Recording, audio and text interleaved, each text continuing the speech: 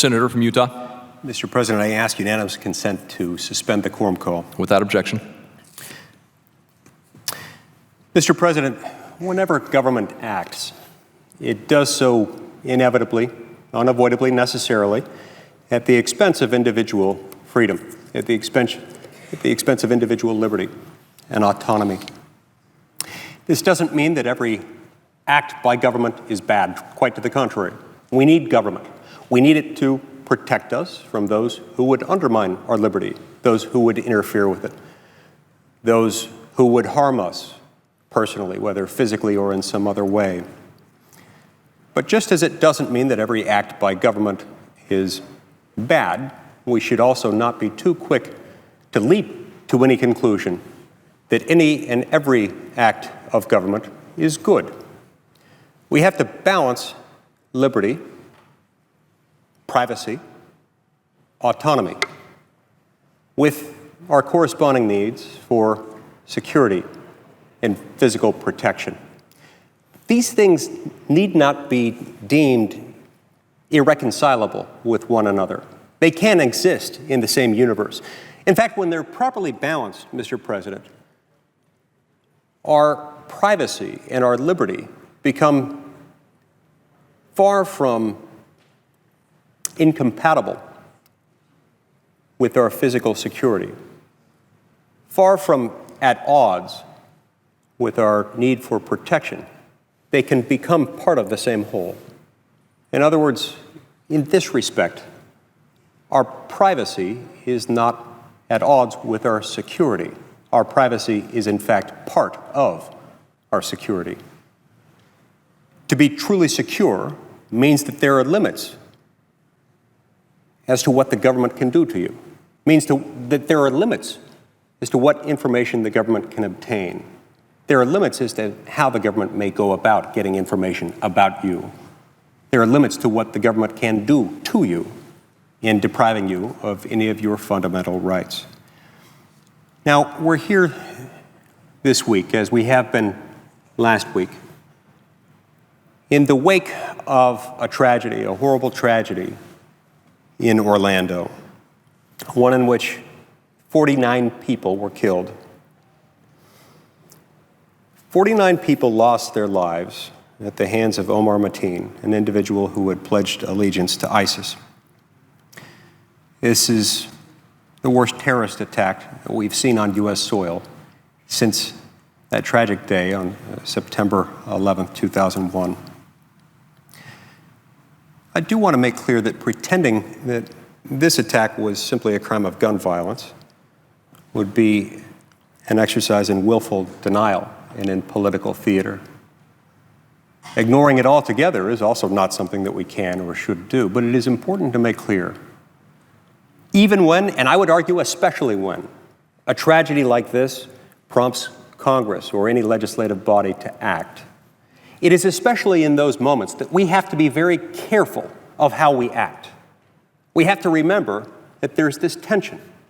We have to remember, especially in those moments when we're feeling the anxiety of an attack, feeling the anxiety of some tragedy, we got to be very careful to make sure that the rights of our fellow Americans are not undermined as we try in our zeal, perhaps with the best intentions, to make sure that we do what we can to protect ourselves.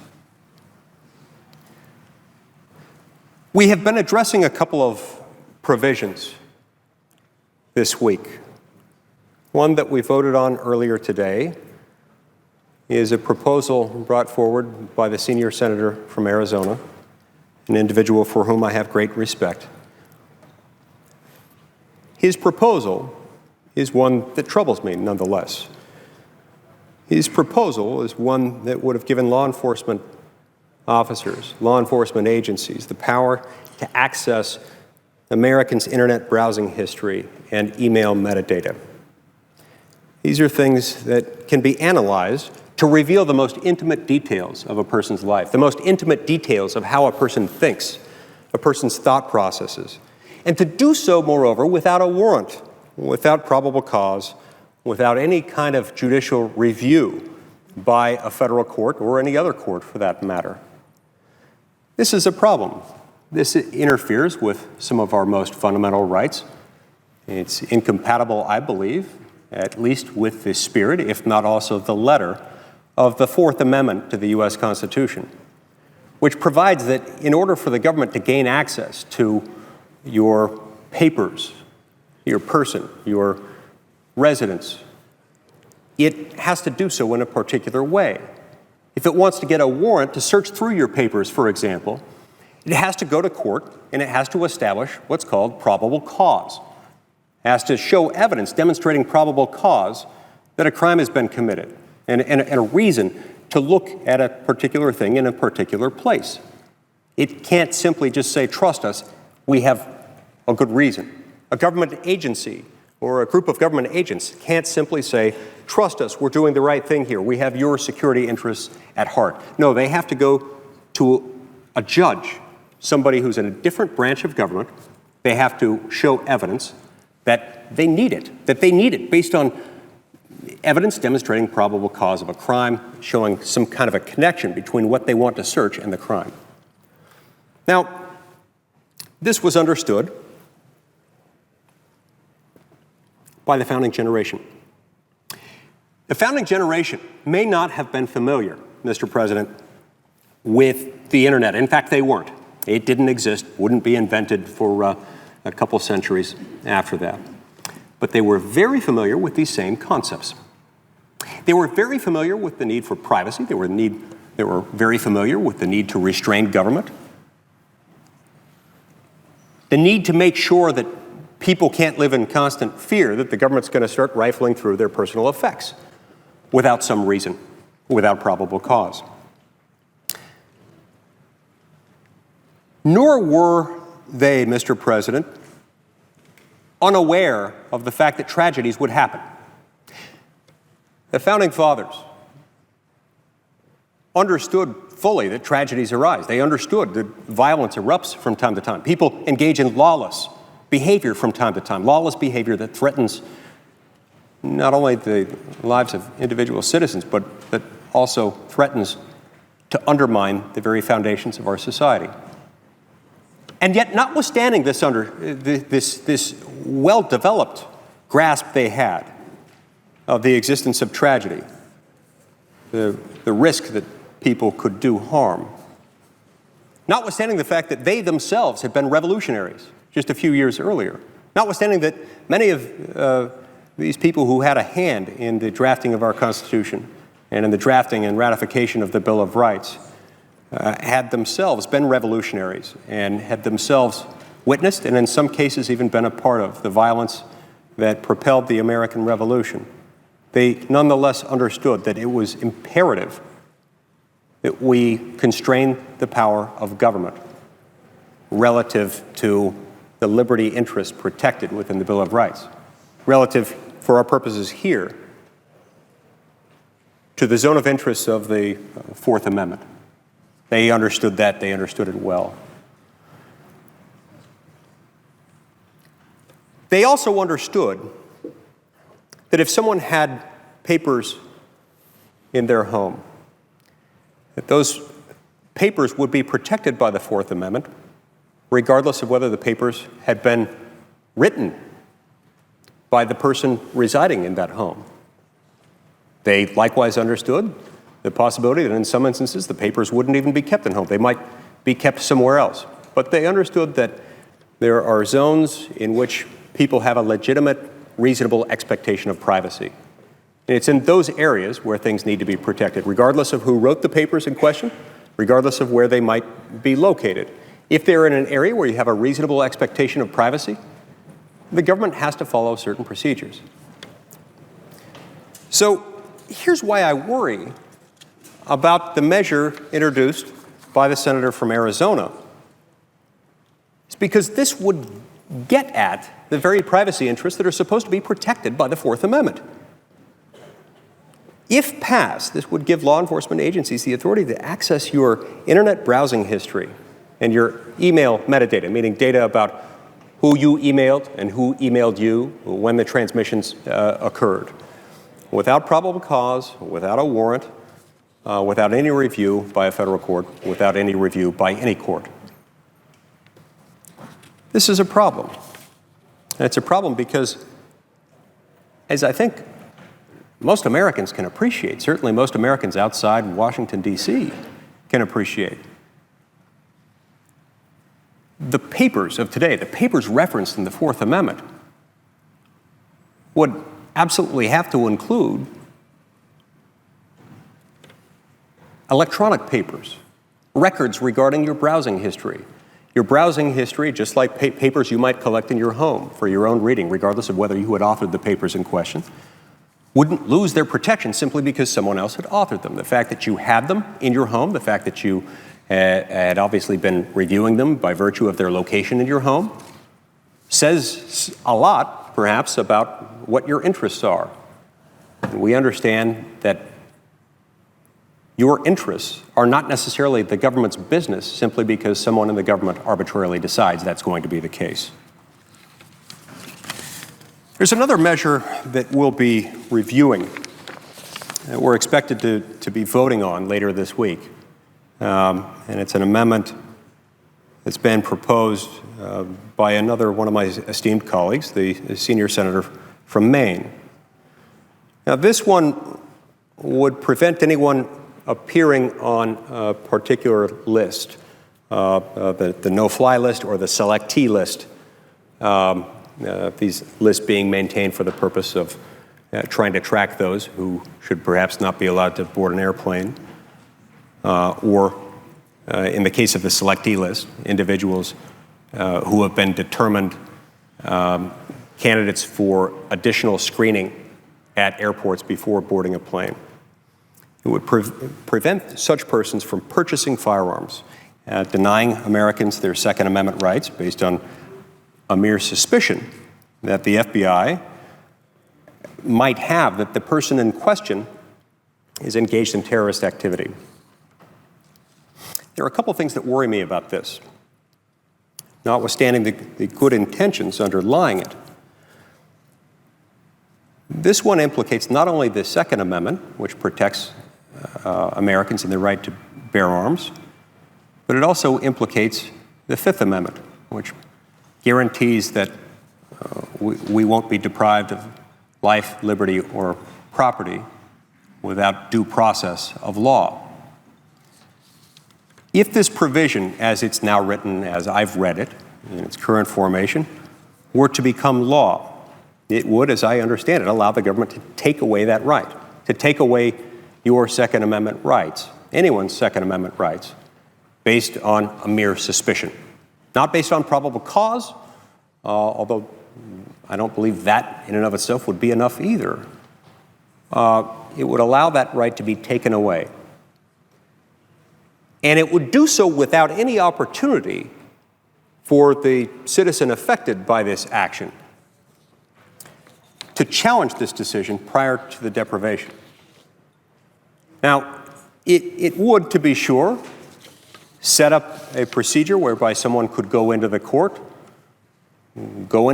and challenge the action taken by the government, but the government would end up winning, as I read the proposal. It would end up winning based on this same reasonable suspicion standard. Now, let me explain what that means. Reasonable suspicion refers to the relatively low threshold of legal justification required before a police officer may initiate a stop, what we call a non-custodial stop, or what lawyers sometimes refer to as a Terry stop, a stop for a police officer to engage in a conversation with a citizen. Before a police officer pulls you over, for example, if you're driving in your car, the police officer has to have a reasonable, articulable suspicion that a law has been violated. And that reasonable, articulable suspicion can't be just based on an unparticularized suspicion or hunch, but must be based on some type of objective observation, indicative of a possible violation of the law. But it's a relatively low threshold, and for that reason, when reasonable suspicion exists and therefore justifies a brief non-custodial stop, that stop may continue only for so long as it takes, only as long as it takes for the officer to either confirm or refute the initial basis for the suspicion. And usually that means not very long, unless, of course, during the stop they learn more information, which may lead to probable cause. That leads us to probable cause. What does that do? Well, probable cause is there. Probable cause is the standard used. It's a higher standard. It requires more evidence, more of a showing, more of a likelihood that some kind of a violation of the law has occurred. I mentioned probable cause a moment ago as being the standard used to determine whether or not the government can get a warrant. It's also a standard used in deciding whether or not the police have authority to undertake an arrest. But it's not a permanent thing. In order for someone to remain in custody, in order for them to be convicted of something, they have the right to a trial, and at the end of that trial, they have the right to have a jury make a determination about guilt, and the jury is supposed to make that determination on the basis of a standard that says, that based on the evidence, they can conclude beyond a reasonable doubt that a crime has been committed. So it seems odd that we would allow a court to take away a fundamental constitutional right without any review prior to that constitutional deprivation, and thereafter purport to allow a challenge to that action by the government, but say that the government will prevail if the government can show reasonable suspicion on the part of the person whose due process rights have been deprived. So, again, we have to get back to the fact that we've got very good intentions that are animating the legislative proposals that we've been reviewing. We've got an understandable reaction to these tragic deaths that have occurred in Orlando, Florida. And yet, even in those circumstances, and I would add especially in those circumstances, we have to be especially vigilant and not less vigilant about protecting the rights of each individual American citizen. Those rights are fundamental. They're not to be tinkered with. The dignity of the human soul is at the core of our constitutional republic. It is the very reason why it's so important that we have to balance government action and the interests that we pursue in the name of security with liberty, with privacy. The two don't have to be at odds with each other. They can be in conflict. And in the end, I believe that our security is not at odds with our privacy. Properly understood, our privacy is part of our security. In fact, we cannot be truly secure unless we are secure from unlawful, unwarranted, unjust actions by the government. And this is why we can't be too quick to jump. This is why we can't be too eager to expand government authority without analyzing the basic constitutional and fundamental liberties that are at stake.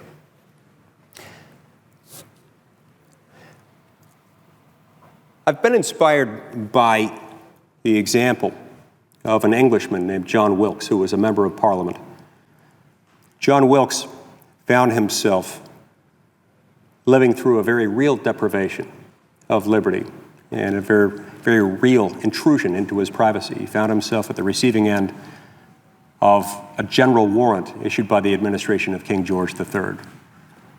His offense was criticizing the administration of King George III in a publication called the North Briton. North Briton number 45 criticized the king and the king's ministers.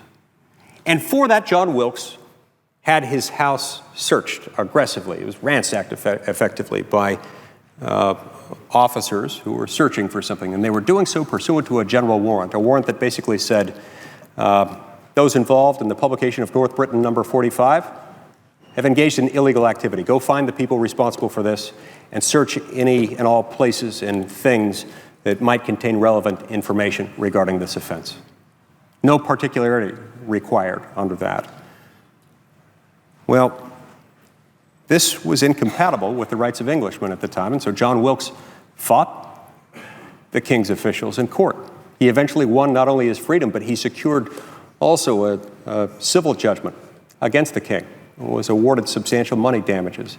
And as a result of this fight, John Wilkes became a hero throughout England and in America at the time. The number 45 associated with North Britain number 45, the offending publication, the number 45 became synonymous with the name of John Wilkes, and both the name of John Wilkes and the number 45 became synonymous with the cause of liberty on both sides of the Atlantic. Because of the fact that truth resonates with people, truth resonates particularly with those people who believe in freedom. People on both sides of the Atlantic understood that John Wilkes' cause was a just cause and that he should be congratulated for this. It was the example of John Wilkes that was still well known at the time of the American Revolution.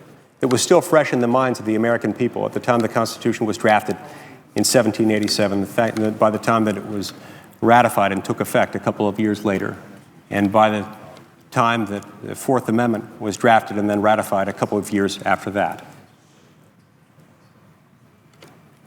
These early Americans and these patriots on the other side of the Atlantic understood this very same principle, that our liberty and our liberty and our privacy, on the one hand, are not inevitably incompatible with, irreconcilably at odds with, our security and our protection. The two can be balanced. But that balance has been struck. That balance was struck more than 2 centuries ago. It was struck and put in place in our Constitution, and our Constitution does contain these protections, at least 3 of which are relevant to our discussions here, including the Second Amendment and the Fourth Amendment and the Fifth Amendment. We cannot sidestep them just because something bad has happened. And in fact, it is especially when something bad has happened. We realize we are not the first generation of Americans to experience bad things, to experience violence. We are not the first generation of Americans who have understood that when we give government too much power in those circumstances, other bad things will happen. We can protect ourselves and at the same time protect our liberty. We can do both. The Constitution requires both.